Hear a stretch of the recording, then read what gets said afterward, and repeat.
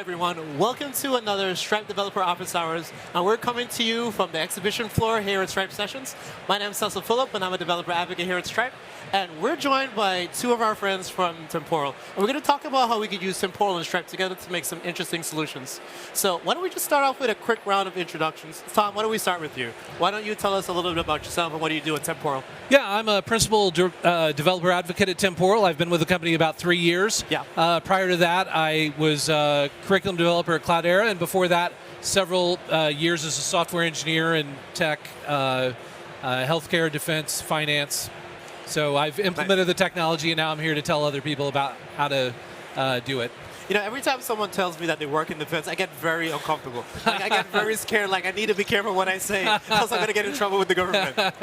It wasn't like that. Okay. I believe you. Wink twice. All right, and Z, why don't you tell folks who you are and what do you do? Yeah, I'm Steve Angelakis. I'm a senior staff solutions architect here at Temporal. I'm based in Seattle, originally from Australia, as you might have imagined or guessed. My background is in full stack web development and data pipelines. I was originally doing that in biomedical research. So I did kind of a career pivot and then joined Amazon, which is why I ended up in Seattle, and here I am now at Temporal, loving it. Well, we're glad that you're here. Thank you. Definitely interested to hear what you guys are going to show us today. But why don't we just start off with, really quick introduction to what Temporal is. Yeah, Temporal is a durable execution platform, which invites the question, what's durable execution? That was going to be my next question. Durable execution is crash-proof execution. Okay. So it enables your application to withstand a crash and to be able to recover from it and continue on as if that never even happened. Okay. So whether that is caused by a defect in software, like you have a bug in your code, maybe there's a bug in the operating system where your code's running, or a hardware failure or a power outage, any number of things can happen that can interrupt your code as it's trying to run. And with Temporal, it's able to withstand that and continue running. So it makes applications more reliable. And because you're pushing the complexity of error handling from your application down to the underlying platform, it makes your code simpler, it's quicker to write, and it's easier to maintain. So it sounds like if I build my application leveraging Temporal, I have a certain amount of guardrails that are going to protect me from, like, not that errors won't happen, but if they do happen, it helps me recover a little bit easier. Would that be a fair thing for me to say? That's just it, and I think there's an analogy I like to make. I said that durable execution is crash-proof execution, and that doesn't mean a crash can't happen. It can't protect you against crashes. Crashes and failures are inevitable. Sure. Temporal makes them inconsequential. So I have a watch here, and it's a waterproof watch, and it doesn't prevent me from falling into a pool, but if I do fall into a pool, the watch is going to continue working. Sure. And that's the same thing with Temporal. Whenever these catastrophes occur, your application's able to pick up where it left off, continue on, and it's as if it never even happened. So when you say my application is being able to, I guess, resume or pick up where it came from, I'm guessing I have to have sections in my code or have my code separated in a certain way to say, okay, well, this is the point that I want you to start over. So I'm guessing I can have, I guess we can call them steps, right? Like, this is the first step, this is the second step, and as my code is executing these different steps, if, let's say, step 4 fails, I can resume from 4, not necessarily all the way back from 1. Yeah. And then we can keep going and, hopefully it'll work the second time when it starts to run. That's exactly right. So the core of a Temporal application is what is known as a workflow. Okay. And that is a kind of loaded term. People might have opinions about what a workflow is. Yeah. But in Temporal, a workflow is just a function or a method, depending on what language you're using. And you write Temporal workflows in one of the supported languages: Go, Java, TypeScript, Python, PHP, Ruby, and .NET.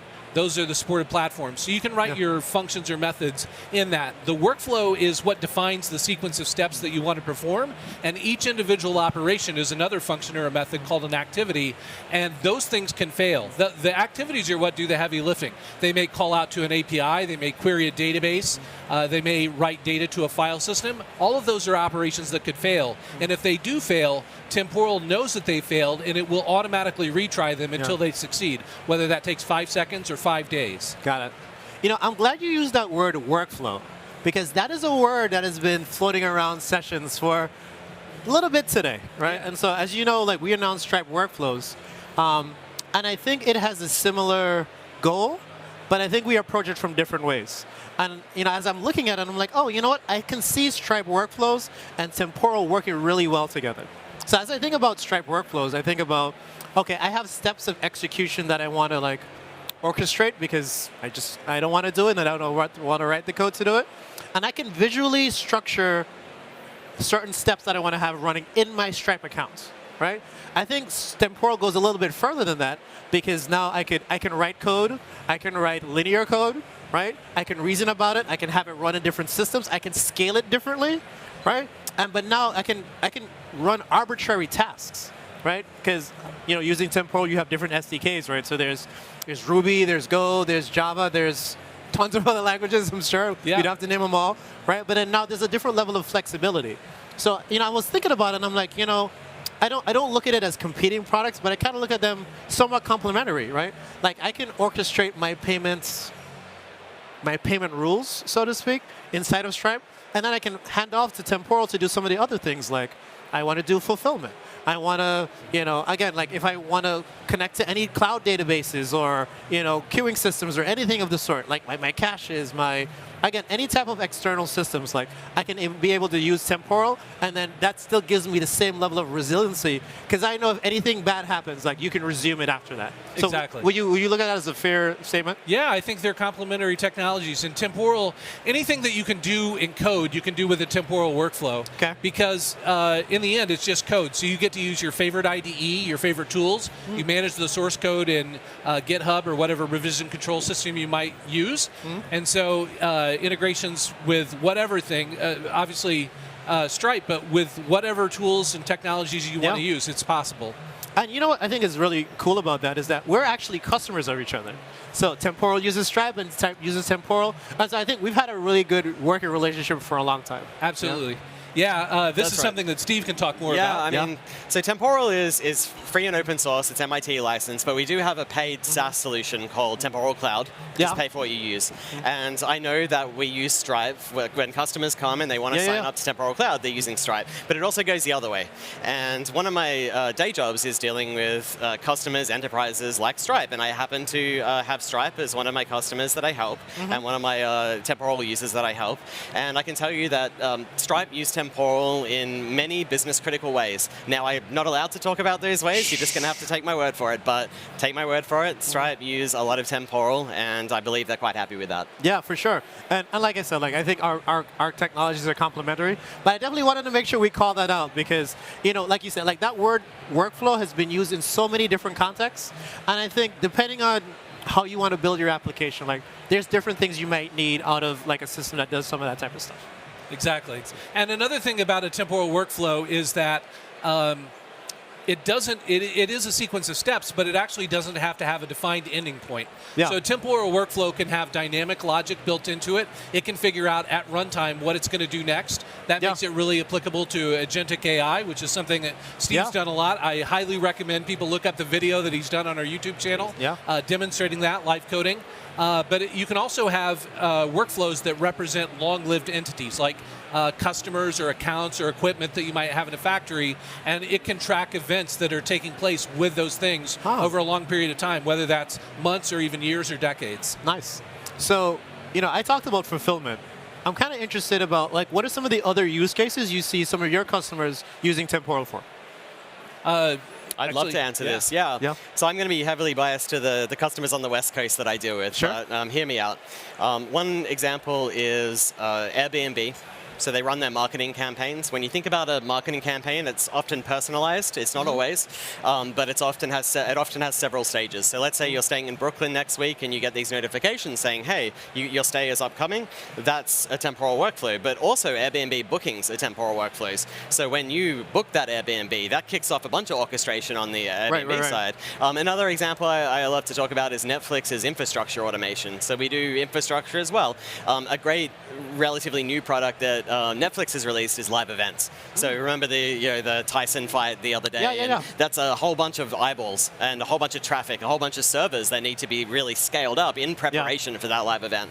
Now Temporal orchestrates all of that, does traffic shifting to where the capacity needs to be, and then scales it down at the end of the day after the live event. And so they're using Temporal for that and many other infrastructure automation things. Nice.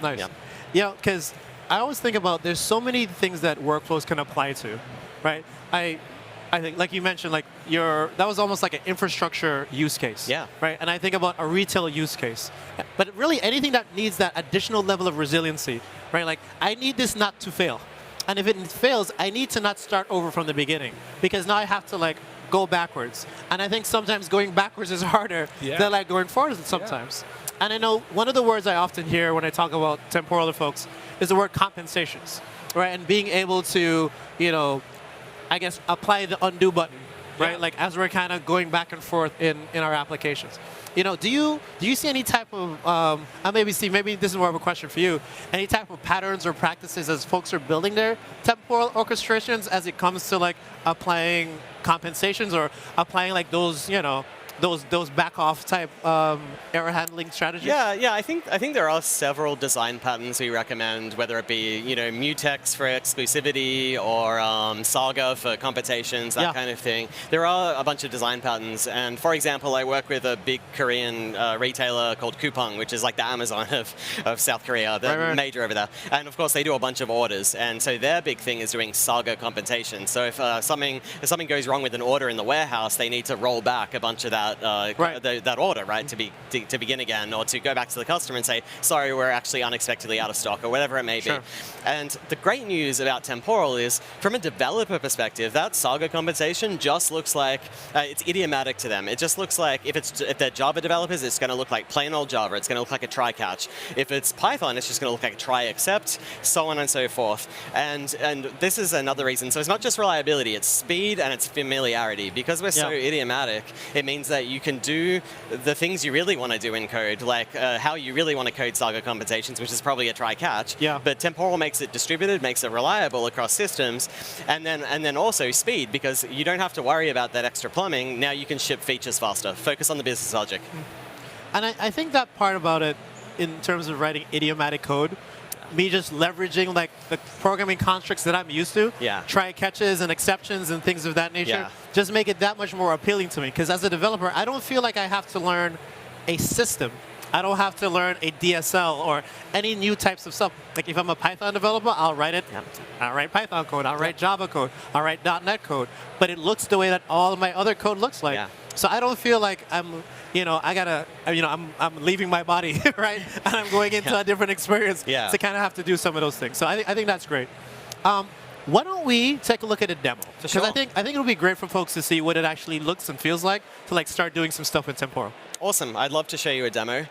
Context on this demo, we finished coding it, I think, late last night. And the reason we wanted to do a demo so late and rush it kind of like that is we wanted to do something that was Stripe-specific and was meaningful to Stripe customers. So we've incorporated a rideshare scooter use case. And that use case is going to progressively and regularly call Stripe's usage-based billing, which I know is a big deal for Stripe, and I love the API, and I love the metering and that kind of thing. So you're going to see what it looks like in Stripe as well as I do this. Let's do it. Let's do it.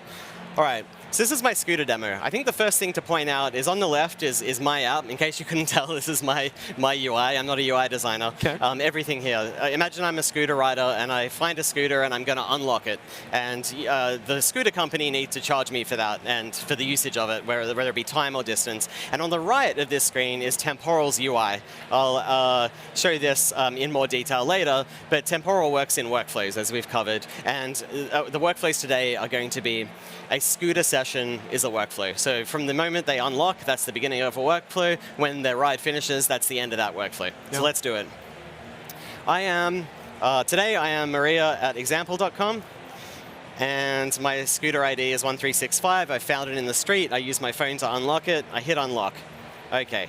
And so we immediately see that we have a running workflow over here, which I'll dive into in a second. And on the left, our interface has started counting up. The time is elapsing here.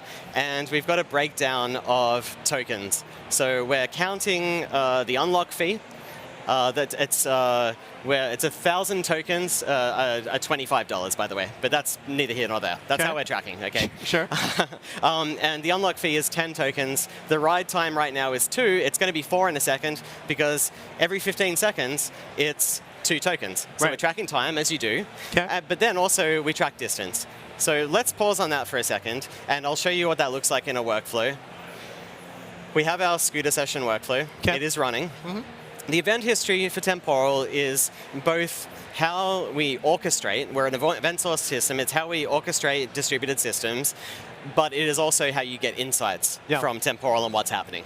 So right here, what's happening is we are setting 15-second timers, literally 15-second timers, and every 15 seconds we are posting a charge to Stripe's usage-based billing API. Got it, okay. The way these two apps relate to each other just quickly is this rideshare app is querying this workflow for state. This workflow is maintaining a state that I invented in TypeScript that tells you the tokens, when the ride started, all the things that the UI needs to know. And the UI is polling for that state. If I start scooting, holding my right arrow here on my keyboard. That's awesome. Oh, it moves. Yeah, I built this yesterday morning. There you go. A bit of vibe coding. Hat tip to vibe coding, by the way. Nice. Got the job done. Got it. The distance, we've covered 300 feet so far, and as I tick over 400 here, you're going to watch a new distance signal, this pink circle, appear in the history. So I cross 400, there you go, right away, add distance. And so let me explain what's happening. The UI on the left, when it crosses 400, so imagine that's the scooter, that's the firmware of the scooter. Right. It is signaling the workflow with every 100 feet increment, and it's telling the workflow, the rider has just gone another 100 feet, let's charge them for that. Okay. And so that goes out to Stripe's usage-based billing as well. And so that's our workflow, and if you look at our workflow, again, this is very happy path, we're going to do failures in a second. Sure. But if we look at our happy path workflow, you see it's a series of time tracking, and it's a series of distance tracking, and you're posting to Stripe's usage-based billing API, and then if you go across to Stripe's interface of this, what is Stripe's view of this? Well, there's a tokens consumed meter that we've created for this product, and that tokens consumed, as you can see, since I started this demo, it's cropped right up again, and there's an event count for the events that we're going to charge the customer for over time. Okay, so that's how all that fits together from a happy paths perspective. Nice. Okay. But Temporal is really about, aside from developer velocity, I'll show you the code at the end of this just very briefly to show you how idiomatic it looks. But Temporal is really about what happens when things go wrong. And this is why enterprises, startups, all kinds of customers choose us. And so if you're this rideshare scooter company and you're depending on a network connection to Stripe, there's going to be a network outage at some point. No network is 100% resilient. No cloud is 100% resilient, not subject to outage, right? And so what happens if I run a workflow that simulates some downtime? I'm going to end this ride. I get my little breakdown, okay? I dismiss this summary. I'm going to go 1, 2, 3, 4. So I know this scooter ID, 1, 2, 3, 4, is going to trigger a failure scenario. And that failure scenario is a temporary network outage. So let's see how Temporal and the scooter session handles a temporary outage. Right? I'm going to unlock that scooter. I'm going to go straight to my workflow. You will notice that red error has showed up. That red error is because we've tried polling the workflow and we're not getting a result from it. And the reason for that is we are stuck on find Stripe customer ID, this API call. And it says network error while attempting to contact Stripe. So all of a sudden it's gone, this is the error, this is the line of code that error is happening in, and it's doing an automated retry. And in fact, it retried 4 times just then. It was red, it's now green in the interface. And what that meant was for 20 seconds we had no network connectivity to Stripe because the connection was severed in some way. And when that network connection came up, just like nothing happened, Temporal was able to rescue that connection, and the ride, this little scooter rider here probably has no idea that happened. Like the ride would have just continued because it's not their concern. And actually, the scooter company that's running this workflow, imagine if that happened if there's 1,000 scooter sessions running, 100,000 scooter sessions running all over the world, and then there was a network outage. You can imagine the disruption to their business. But again, they probably see some blip in metrics, but they don't really see much else, and Temporal got them back on the road as if nothing happened. Got it. Okay. There is recoverable failures like that, and then there's unrecoverable failures. Okay, so a very simple unrecoverable failure I'll show you is if I punch in a invalid email address. Okay, so I know test@example.com is not an account in the rideshare scooter app. It's not a Stripe account. And so if I go to unlock this scooter, let's see what happens. I am test@example.com now.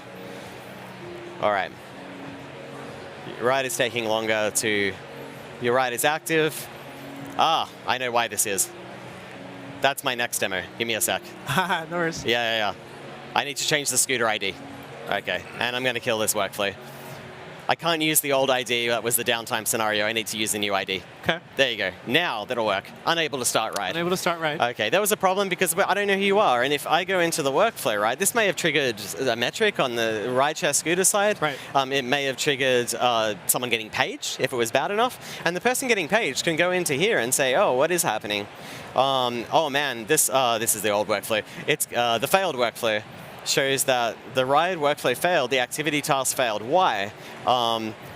Let's go through to the activity and see what actually happened. Customer not found exception. So this is literally a TypeScript exception about the customer not being found. No customer found with email, test at example.com. So it makes it completely plain that this is really an unrecoverable error, and the customer says, oh, please enter a valid login with a valid email address. Sure. Okay. I'll show you one more failure.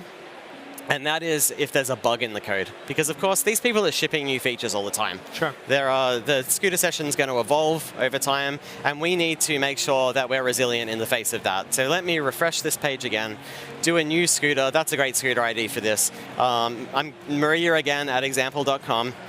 And let me submit this workflow. And I'm going to start writing here, and you're going to notice something. Instantly, the cost of this workflow and the token breakdown is broken, and I've got a big red angry message. So let me troubleshoot. Let me investigate this workflow and see what's happening. As I scroll down, I see that the begin ride activity has failed. Let's dig into that. Invalid scooter ID 9345. Okay, that's bad. And it looks like the activity has failed on line 56. So let's look at it. Let's look at the code. It's just code, right? Yeah. Let's go into activities. And if I scroll down to line 56, I can see there's a throw new error, invalid scooter ID. Where did that come from? Where did that come from, right? And so let's have a look. Line 54 seems to be this is what it's looking for, and it looks like it's a regex, right, for scooter ID. We're validating that scooter ID is valid, and it looks like we're doing it as long as it's 0 to 8 numbers, and 9 seems like it might throw a bug. So let's check our workflow ID, and sure enough, there's a 9 in it. With a 9. So that would have been the bug. So let's live fix the bug, because this is temporal, and in a real scenario, you've got 100,000 scooter sessions going. Scooter riders wondering what's happening. They see a big red error, maybe. Someone's been paged. They have to look at this. I'm the person who's been paged in this scenario. I'm going to comment this out. Oop, that's a poor way of fixing a bug. Let me comment it out properly. And I'm going to comment in the one that actually validates properly, checks for digits 0 to 9. Yeah. And I will save this. And that's going to refresh the application. But even though I'm stopping the process that is running this scooter session, when it comes back up, the state is going to be rescued. And so I've rescued that. Now, because this retry is on a back off, because this attempt is attempt number 8, this is going to check again in maybe 30 seconds. And so what I'm going to do now for a minute is I'm going to show you what the code looks like if we have time. Okay, cool. Yeah, let's do it. All right, let's do it. I want to show you just how idiomatic Temporal can be when it comes to workflow code and workflow control logic. So you'll notice that my workflow, I was interacting with it in real time through distance signals. Yeah. I was querying it from a UI, and there were a lot of calls happening in real time to the Stripe API, for example, and we were recovering from failures. With all of that in mind, and if you're a TypeScript developer, you can look at this and see a bunch of familiar Python code. It's really just executing a series of steps, and we just use, for example, for concurrency and for interactivity, we're just using TypeScript promises. So again, it's idiomatic. You are used to dealing with promises for concurrency, and so why not just use promises for your workflows? There are many solutions that are BPMN diagram-based or flowchart-based, or they're JSON or YAML-based, and that's okay. But if you really want full control over your workflow, and you want to be able to step debug it, and you want to be able to troubleshoot it as code, then you kind of can't beat Temporal for that. So let's go back to our workflow and hope, demo gods, yes, it's recovered. It's working now. Nice. Yeah, so after 2 minutes, this bug was fixed. We retried again, and the bug fix was it sort of was in place. The bug fix was in place. The worker was refreshed with that bug fix. And just like nothing else happened, our scooter session is alive. We're making distance calls again. And so this rideshare person, aside from seeing maybe their app go red for a little while, they're scooting the whole time. They're going to get, the company's happy because they're going to charge their user as they should. And the 100,000 people, the live scooter sessions, however many are happening maybe in the US or globally, this fix was implemented with no disruption to their business and no disruption to customers. So it's a win. Temporal's a win in that regard. So that's the end of my demo. That's what I wanted to show you today. That's awesome. You know what's funny? maybe not so much funny, but like as you're doing the demo, I was like, huh, I wonder how he did that. And I'm thinking about all these questions to ask you, and then I'm like, oh, okay, I don't have the question anymore because it's so idiomatic. I'm like, it's so straightforward. There's no magic. You know what I mean? It's like you said, it's just code, right? Yeah. Same code that we're writing every day. It's the same thing. Right. Obviously with the Temporal SDK, but there's nothing special about it. I will point out one thing about this. We often do event loops. This is also important in agentic AI. And but what I mean by event loops is the workflow that sits there and waits for events to happen. And so in this rideshare scooter example, we're waiting for the time to elapse and we're waiting for the distance to elapse. And so you think in code, how would I do that in code? Well, if you were starting out in code, you might have a while true loop, right? And you might, or just a while this condition's not true. And obviously, if this is a compute process, that's a terrible idea, doing a while true loop on a single process. It's not resilient. If the process dies, it takes CPU, it takes memory. But in Temporal, even though it looks like a while loop here, and there's a bunch of logic here, this is all, it yields to Temporal, and so the workers aren't burdened. There's no CPU resources being taken. Right. It's a very efficient, scalable way of doing it, but to the developer, it just looks like they're coding in college, so to speak. Right. Yeah. That's awesome. So I did have one question. Yeah. So if you go back to the Temporal UI or the workflow absolutely, UI. Absolutely. So let's blow it up. So one thing I saw, so the workflow started, right? So begin right, like that's, I'm guessing like your first step in your workflow. Correct. And then I'm guessing on loop, every time like time passes, I'm guessing you're firing off a signal. Yep. Because time is one of the things that you're charging by. Slight correction, it's not a signal. So a signal is something external that you do to the workflow. Okay. The distance one is a signal Well, you're because right the distance one's from the scooter. But in the timer's case, it's the timer firing. Yeah. And so that actually comes from Temporal. So when the timer fires, I'm not sure if that was your question, but yeah, that is how the charge is done. So when you see these timers and then post-time saying at the end of every timer, that's actually the Temporal server, which is coordinating, orchestrating everything, saying, hey, a timer's fired, you need to do something now, and then it posts the charge. That makes sense. Okay. Cool. And so now, when you got down to the bottom where you're doing the time as well as the distance. Yeah. How do you interleave those together? I know, right? Because that's not a sequential step, right? No, it's not. You're kind of going back and forth between steps there a little bit. The reason I'm smiling at Tom is Tom is not a TypeScript developer, and this is a collaboration between me and Tom, and I sort of forced Tom into TypeScript, and he tried to do this and sort of ran into a cul-de-sac and sort of got stuck just due to not knowing Python that well. I hope you don't mind me. No, TypeScript that well. I did it well in Go. Yeah. I implemented it in Go, it worked perfectly, and then I tried to translate it to TypeScript, and it's just like, no, which not the the same. interleaving wasn't working very well. And by the way, if she was on the other foot, I'm useless at Go for the record. But anyway, so for TypeScript, the way you do it is just through promises. Because you're waiting for either the distance, you're waiting for the time, or you're waiting for the ride to end, by the way, because that's another scenario. Sure. That actually just looks like an or statement. So you're like, while this hasn't happened, while either of those hasn't happened. So the event loop stops and it waits for any of those three conditions to be met. Mm-hmm. And because it could be any of those three conditions, the timer firing, distance being registered, or the ride ending, either one, it just unblocks the loop. And then there's an if statement saying, well, what was it? I was unblocked on something. Was it distance? Was it the time? Yeah. And then it's like a switch statement or an if statement. It just handles. And that's beautiful. In code, that's such complex concurrency, as you pointed out, right? Right. And so then what happens if, let's say we get up to a point that like two things happen at the same time. Like two conditions unlock at the same time. Like time has elapsed as well as distance has changed. Yeah. Like who wins the war kind of thing? That's an advanced temporal question, actually. But we have a solution for it that doesn't require you to do anything. Okay. Okay, so let's say the timer was firing. Yes. And the workflow went to go and satisfy that. It went to go and do the time charge. But then at the same time, while it was doing that, the signal happened for distance. And so that came in.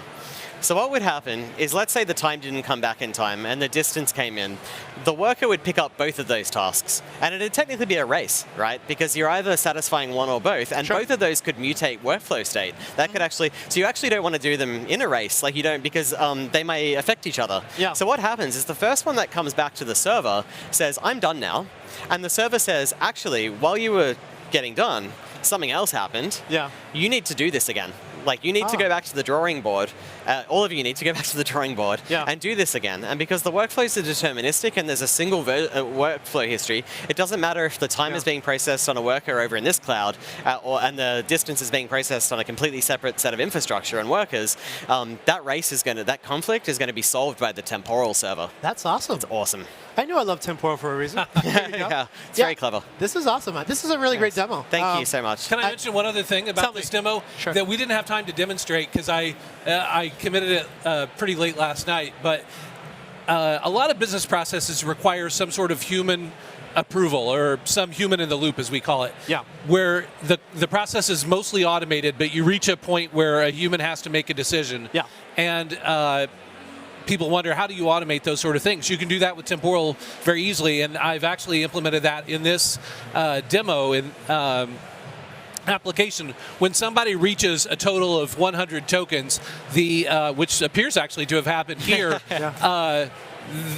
then the workflow pauses. It is awaiting approval to keep you from overusing the vehicle. Exactly. Like if you abandon it or it got stolen, you don't rack up big charges. Sure. So you have to send a signal to unlock it. It sort of locks up again, and in order to continue the ride, you have to send a signal. So you can implement human in the loop workflows, which is great for like anytime there's a decision that has to be made by a person. Very common in banking applications if somebody needs to make a decision about whether to extend a loan to somebody. Somebody has to stamp something and say this is approved. You can do that sort of thing with Temporal. You know what that reminded me of? And it's probably not the same use case, just for the record. But it made me think about, you know when you're watching Netflix and it's just spinning, and at some point it stops and it's like, do you want to continue watching? Yeah. You know what I mean? But then you said yes, and then it keeps going, and then sometime in the future, the timer runs out. Yeah. And you're like, do you want to continue? It kind of sounds like that, but in this case, you're doing it within a workflow. Yeah. You know what I mean? So, and in fact, my implementation, I coded it such that you have 30 seconds to approve, and if you don't approve, then the ride ends automatically. And that's why that ended completed. Now. Yeah. I just realized the workflow's ended, so I didn't know that. That's why. Noticed that it was I did this after Steve went to bed. I noticed it was stuck at 100. And it's stuck at 100 because it required approval to go on. We didn't provide it approval, and so the 30-second timer expired here. You can see this at the bottom. Yep. And that's why the workflow is complete. Exactly. Awesome. With a reason blocked, because it's blocked by the approval. Beautiful. Perfect. There you go. Awesome. Nice. If folks want to see this demo, where can they get it? Because I know folks are going to be watching and be like, this is awesome, especially the animation. They're going to want to know how you vibe coded the bike rider.